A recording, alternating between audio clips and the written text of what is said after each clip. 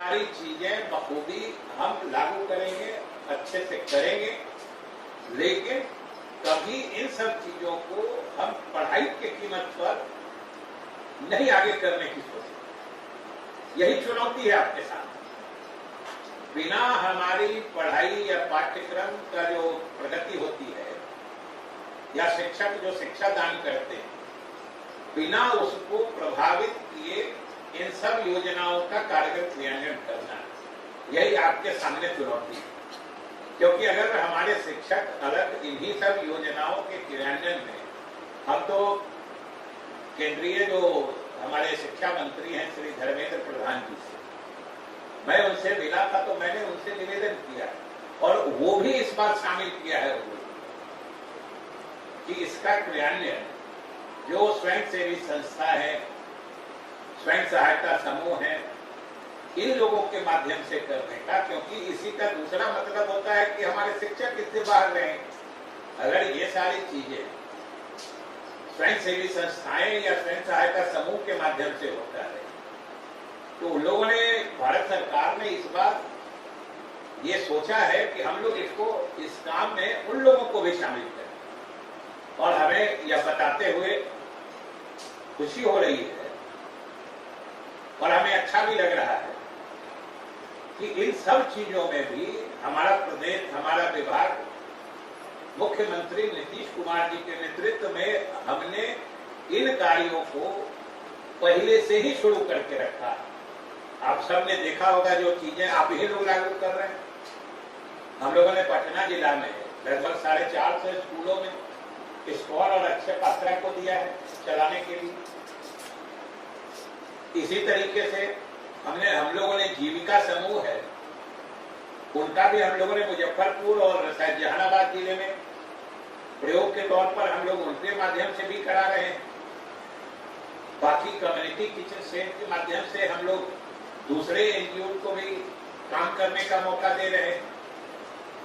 तो जो चीजें अब सोची जा रही है, हम लोग उस सिलसिले में, उस दिशा में भी हम लोगों ने पहले से काम करना शुरू कर दिया है। लेकिन देखना यही कि भाई सब कुछ इनके सही क्रियान्वयन के साथ हमारा मौलिक दायित्व भी उतने ही कारगर तरीके से चलता रहे।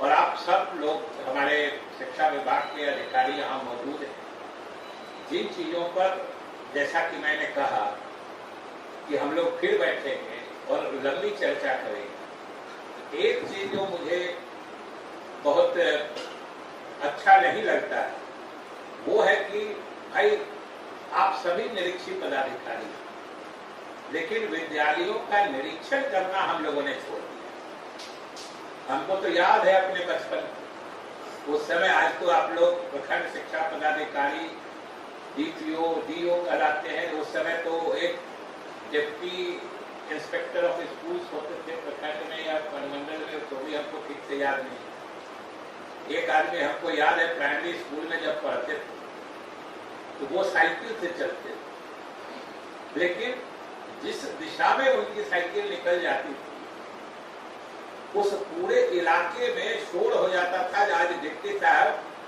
इंस्पेक्शन में आ रहे, आज इंस्पेक्शन ही बंद हो।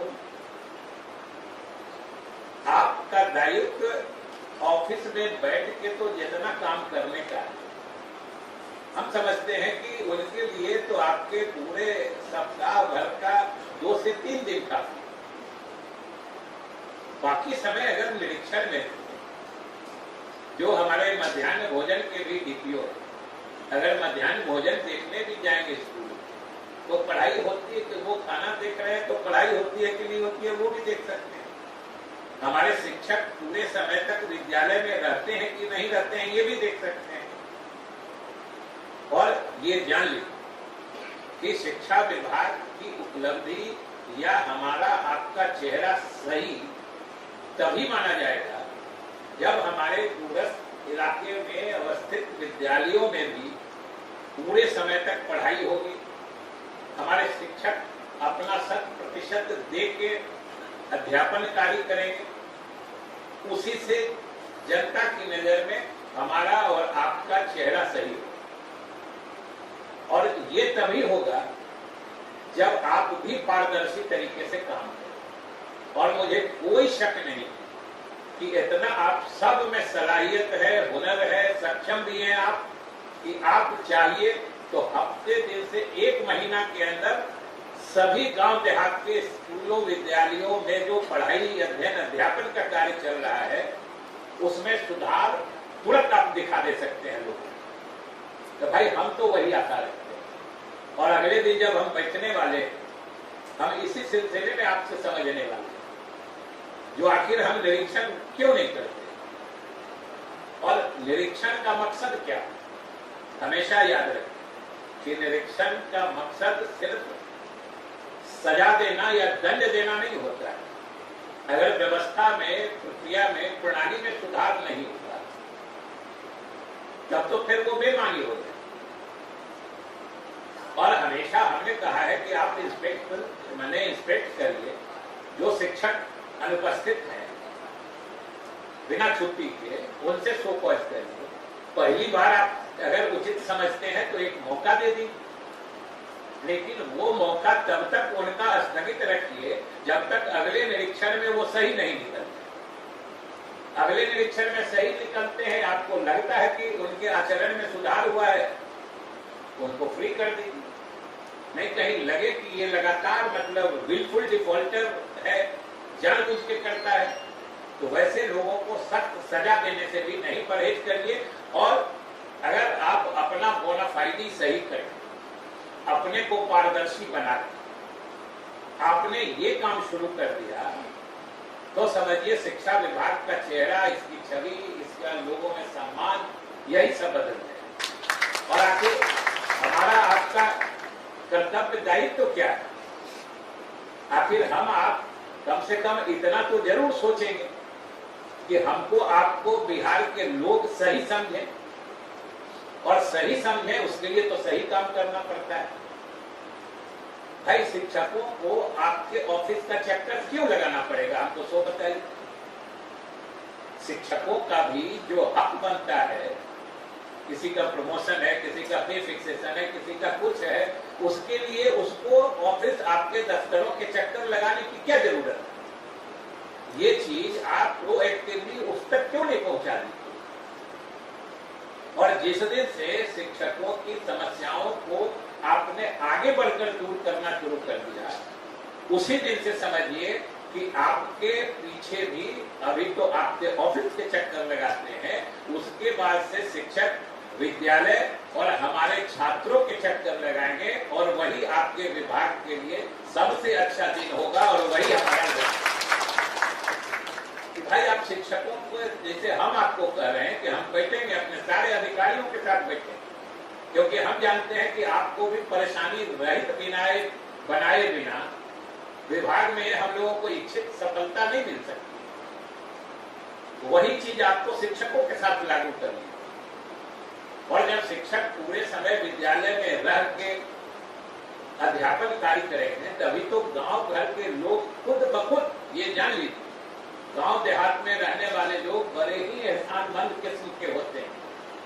उनके जैसा तुरंत में एहसान मानने वाला और छोटे एहसान को भी लंबे समय तक याद रखने वाला गांव देहात के आदमी से ज्यादा अच्छा लोग कोई नहीं होता है।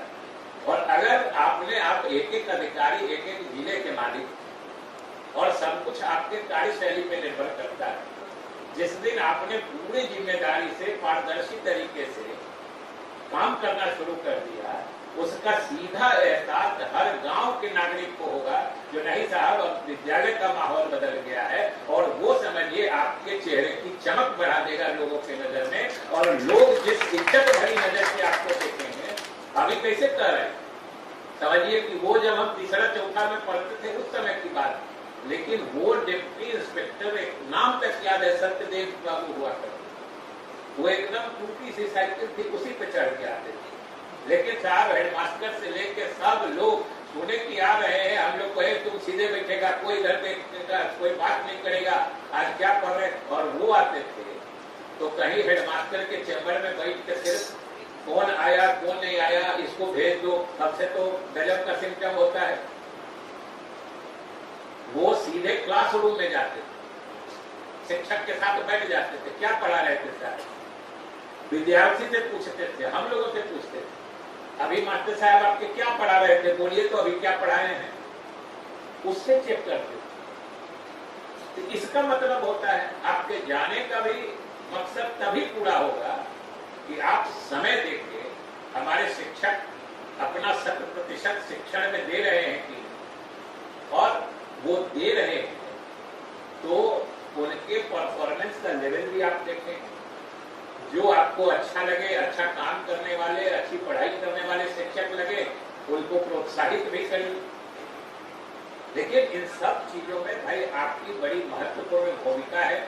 बिना आपके सक्रिय सहयोग के ये काम नहीं हो सकता, और ये काम नहीं होगा। आखिर आप बताइए ना कि खाना पीना अच्छे से मिल गया, खूब पौष्टिक भोजन हम लोग दे दिए, और बच्चा को कुछ आएगा ही नहीं, पढ़ाई करते निकलते चला जाए, तो हमारे विभाग का क्या होगा? अगर बच्चा खूब अच्छा स्वास्थ्य लेके स्कूल से निकला, लेकिन उसको ABCD मतलब 8वां पास कर गया, ABCD नहीं लिखने आता है, तो उस अच्छे स्वास्थ्य का क्रेडिट कभी आपको मिलने वाला है? आपको तो उसके ज्ञान अगर सही नहीं हम दे पाए, उनके बुद्धि का अगर हम लोग सही तरह से नहीं बढ़ा पाए, तो उसका डिस्क्रेडिट जरूर आपको मिलने वाला है।